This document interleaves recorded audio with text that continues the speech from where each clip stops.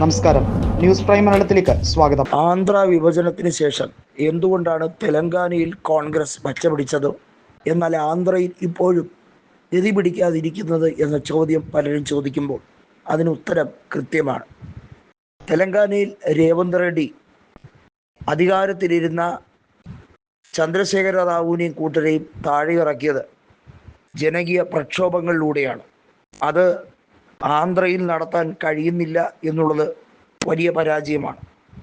ആന്ധ്രയിൽ ജഗൻമോഹൻ റെഡ്ഡി കോൺഗ്രസ് വിട്ട് YSR കോൺഗ്രസ് രൂപീകരിക്കുകയും അതുപോലെ തന്നെ TDP YSRുമായി നിരന്തരം ഏറ്റുമുട്ടലിലേക്ക് പോവുകയും ചെയ്തപ്പോൾ അവിടെ 2 പാർട്ടി സിസ്റ്റം നിലവിൽ വന്നു. എന്നാൽ ആന്ധ്രയുടെ രാഷ്ട്രീയ രീതി നോക്കിയാൽ നമുക്കറിയാം, അവിടെ ഇത്തവണ TDP 4-3 ഭൂരിപക്ഷത്തോടെ അധികാരത്തിൽ വന്നിരിക്കുന്നു. കോൺഗ്രസ്സിന് ഒരു MLAയോ ഒരു MPയോ പോലും ആ സംസ്ഥാനത്ത് നിന്നും നേടിയെടുക്കാൻ കഴിഞ്ഞിട്ടും ഇല്ല.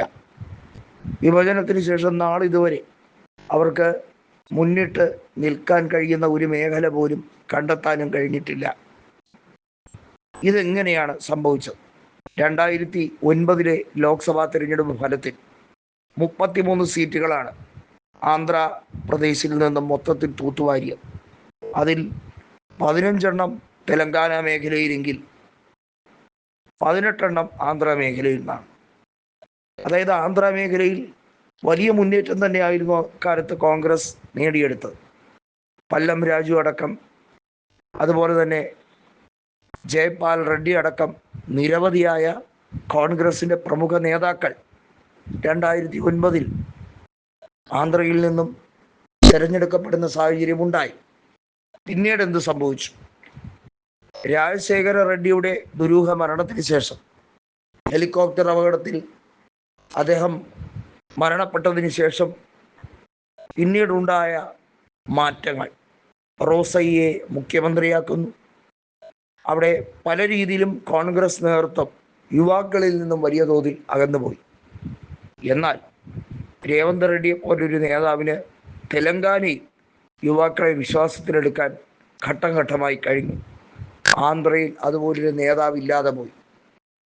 കിരൺ കുമാർ റെഡ്ഡിയോ അതല്ലെങ്കിൽ മറ്റ് കോൺഗ്രസിൻ്റെ നേതാക്കളോ ഒന്നും ആന്ധ്രയിൽ ആ പ്രസ്ഥാനത്തെ തള്ളിപ്പറഞ്ഞതല്ലാതെ ഒപ്പം കൂടി നിന്നതുമില്ല. അവരെ വളർത്തി വലുതാക്കാൻ ശ്രമിച്ച പ്രസ്ഥാനത്തെ തള്ളിപ്പറഞ്ഞതിനോടൊപ്പം തന്നെ അവർ കോൺഗ്രസിൻ്റെ നേതാക്കളെയും വിമർശിച്ചു. ഇപ്പോഴിത് ആന്ധ്രയിൽ കോൺഗ്രസിന് തിരിച്ചുവരവിനുള്ള ഒരു സുവർണ സാഹചര്യം ലഭിക്കുകയാണ്. YSRിൽ നിന്ന് തന്നെ പല നേതാക്കളും കോൺഗ്രസ് നേതൃത്വവുമായി സംസാരിക്കുകയാണ്. DKയെയും അതുപോലെ തന്നെ രേവന്ത് റെഡ്ഡിയെയും കണ്ട് അവിടെയും ഇത്തരത്തിൽ ഒരു ഗ്രാസ് റൂട്ട് ലെവലിലുള്ള അഴിച്ചുപണിക്ക് വേണ്ടി പ്രവർത്തിക്കുകയാണ്. അത് ആന്ധ്രയിൽ കൃത്യമായി ഫലവത്തായാൽ വലിയ മാറ്റങ്ങൾ ഉണ്ടാകും.